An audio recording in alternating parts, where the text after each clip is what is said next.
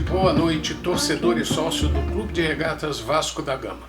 Para quem não me conhece, e eu acho que tem muita gente que não me conhece, eu sou Ivan Luiz Maia Pereira, torcedor e sócio do Vasco, perto dos 70 anos de idade, que com bom humor e muita raiva dos políticos vascaínos, propõe conversar com você sobre as coisas do Vasco, sua política e sua administração. Meu avô me ensinou a amar e respeitar o clube e confesso abertamente meu orgulho por ter escolhido o clube que tem uma das mais belas histórias esportivas do mundo. Hoje vou falar sobre duas coisas: o último jogo do Vasco contra a Chapecoense, a bela manifestação da torcida no Maracanã e a preocupação com um golpe que pode ser desferido contra a torcida do Vasco pelos dirigentes dos conselhos do Vasco da Gama. Você vai ficar sabendo o que estou dizendo após a vinheta. Aproveite para dar seu like, compartilhar o vídeo e se inscrever no canal se ainda não for inscrito. Até já!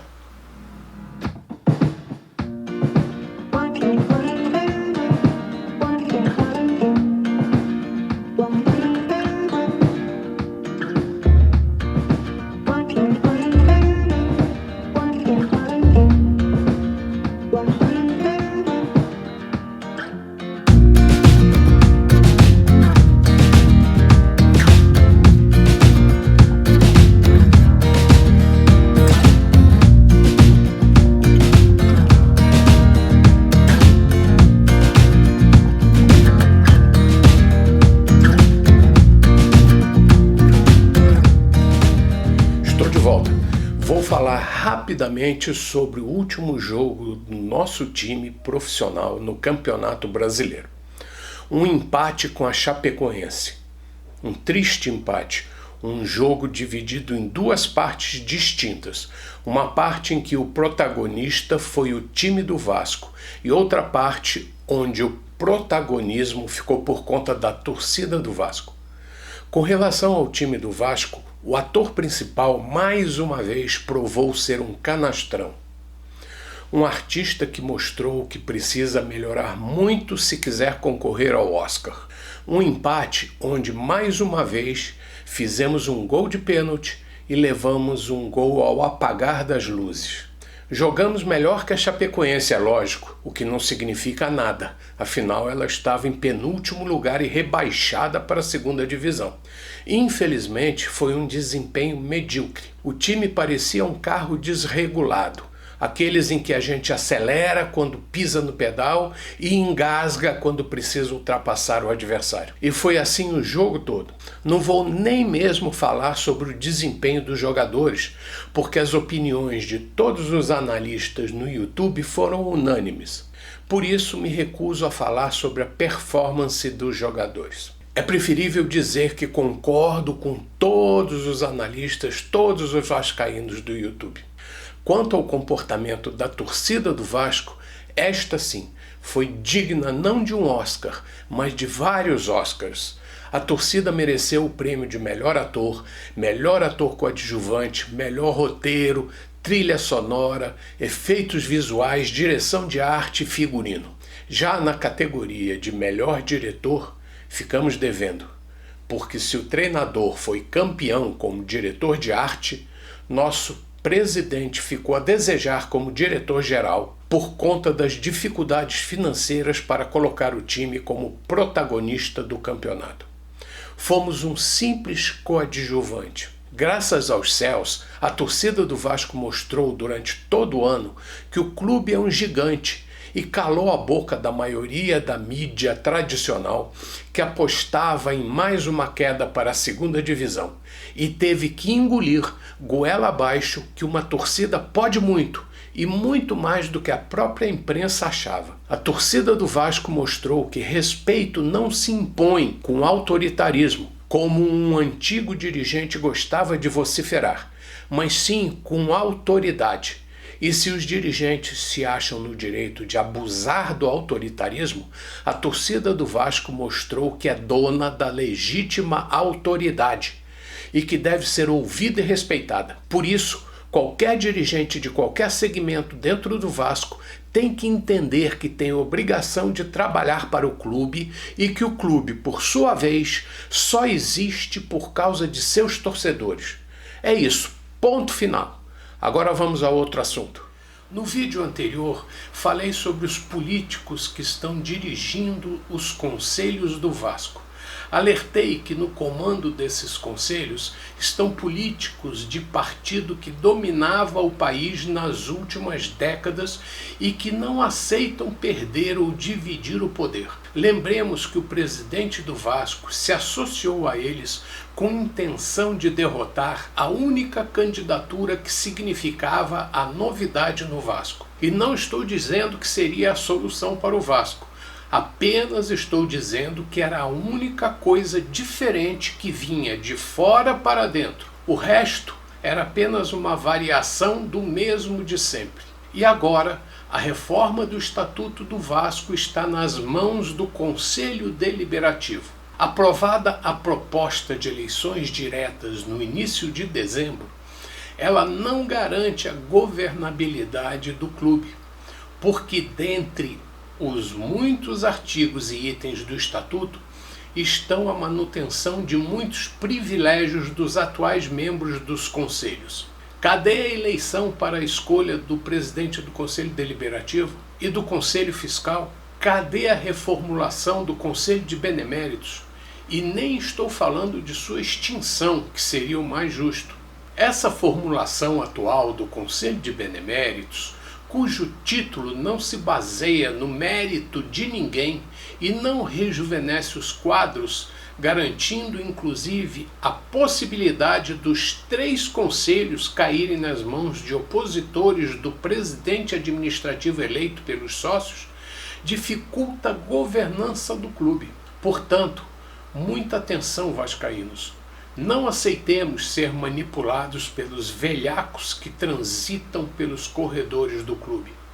O presidente atual, sabemos nós, não goza de prestígio junto aos conselhos e precisa de apoio dos sócios e torcedores, porque só assim pode usar argumento válido para pressionar os conselheiros e para poder dirigir o clube. Ele sabe que não possui muito crédito junto à torcida por causa do golpe para assumir a presidência. Pode até achar que ganhou algum fôlego com a campanha de associação em massa do Black Friday.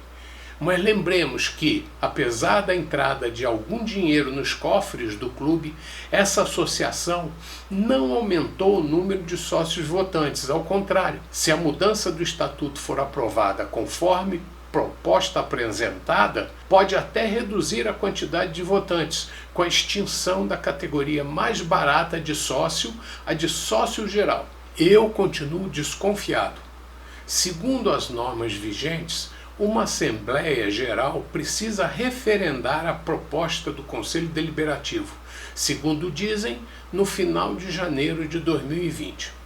Só não entendo por que temos que esperar quase 2 meses para as mudanças, se até agora ninguém me perguntou o que penso das propostas ou se tenho alguma proposta nova. Se for só para referendar o que o grupo de conselheiros propõe, é mais um engodo. Estão querendo enrolar os sócios. Para que viajar até o Rio de Janeiro se não tenho voz como sócio? Só para gastar meu dinheiro em passagem? Ou é para eu não ir mesmo? Se perguntassem minha opinião, eu diria: sou a favor da eleição direta para os dirigentes da diretoria administrativa, para a presidência do Conselho Deliberativo e sua composição, para a presidência do Conselho Fiscal e sua composição, e pela extinção do Conselho de Beneméritos, ou sua transformação em um museu. Em substituição, concederia comendas todo ano para pessoas que comprovadamente tenham ajudado o Vasco, promovendo o engrandecimento do clube, financeiramente ou não. Às vezes, a ajuda em dinheiro traz grandes prejuízos. Vide os exemplos dos constantes reconhecimentos de dívida das últimas administrações. Tudo por debaixo dos panos. As comendas é uma coisa melhor, O agraciado recebe a premiação e leva o troféu para casa e não volta para encher o saco do clube. Outra sugestão que daria é a manutenção da categoria de sócio geral, que é tradicional há décadas e a mais barata das categorias de sócios votantes. O Vasco é um clube popular e das massas. Dificultar a associação dos menos favorecidos financeiramente agride a memória dos fundadores do clube. Como eu sei que uma maneira de se manter o poder ou domínio é diminuir a quantidade de sócios votantes, temos que ter cuidado com as pegadinhas de gente que está acostumada a enrolar os outros. Dividir para dominar e diminuir para assumir o poder é uma tática muito usada. Se não podem tomar o poder à força, tentam por debaixo dos panos. Lembram do Eurico? Às vezes, em nome de uma falsa democracia, se cometem os maiores desatinos. Eu sei que todos os torcedores gostariam que o clube fosse tão democrático que todos os sócios, inclusive os sócios torcedores, tivessem direito de votar. Coisa simples e democrática, mas jamais admitida pelos senhores feudais dos conselhos. Mesmo para o Vasco, capaz de movimentos inovadores e justos, isso seria impossível. Não somos tão arrojados assim, não é? O Vasco sempre foi um clube democrático que vem perdendo essas características. Cuidado com as mudanças que impuseram ao nosso idioma. Hoje, revolução é uma palavra sequestrada por quem há décadas não admite a mudança e a perda do poder e impõe sua vontade através do uso dos meios de comunicação, educação e política dominados pelos tais dos militantes. Com a campanha de associação em massa, mostramos nossa força e ela foi realizada através das mídias sociais livres, provando que a revolução não tem dono. Por isso, cuidado para não sermos manipulados pelos presidentes que quer se manter no poder e puxar o saco da torcida e pelos conselheiros que querem fazer as mudanças deles e não as nossas. Cuidado! Revolução não é privilégio de grupo e mudança não é sinônimo de melhoria. Não esqueça que os maiores corruptos de hoje foram os defensores da igualdade de ontem. As maiores manifestações das redes sociais são contra a corrupção, ou não são? Somos a favor da liberdade das redes sociais, ou não somos? Quem discorda que vá para Cuba, Venezuela, China, Coreia do Norte, Rússia e saia gritando pela rua, liberdade, liberdade. Bom, é isso. Se formos tapeados mais uma vez, não devemos desistir. Eu alerto aos torcedores. Estamos em plena era das redes sociais e se existe um medo que os autoritários têm é de perder a boquinha. E nós não fecharemos a nossa boca. Bom dia, boa tarde, boa noite, torcedor e sócio estatutário e torcedor do Clube de Regatas Vasco da Gama. Até a próxima.